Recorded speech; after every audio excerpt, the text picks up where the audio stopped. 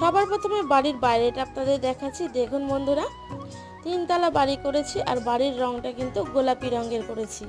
আর সামনে একটু দোকানের পোর্শন রেখে দিয়েছি, ভবিষ্যতে দোকান করব। তারপরে ঢুকে গেলাম সিঁড়ি দিয়ে ওপরে এসে দেখুন একটা বড় সড়ো ডাইনিংটা একটুখানি বড় রেখেছি ঘরের তুলনায়, কারণ বেশি সময়ে তো মানুষের ডাইনিংয়ে কেটে যায় রান্না বান্না টিভি দেখা, তাই এই জায়গাটা একটু বড়ই রেখেছি। তারপরে চলুন বেডরুমের দিকে যাওয়া যাক। বেডরুমে যাওয়ার আগেই আপনাদের একটা ভালো জিনিস দেখাচ্ছি। দেখুন, সেটা হলো এই আমার ঘরের খরগোশ। এই নামেই খরগোশ, এ কিন্তু আমার ছেলের মতন, খুবই ভালো একটি খরগোশ। সারাদিন এখানটা পাহারাদারের মতন বসে থাকে, কোনো রকম বিরক্ত জ্বালাতন কিচ্ছু করে না। চলুন ভেতরে ঢোকা যাক বেডরুমে।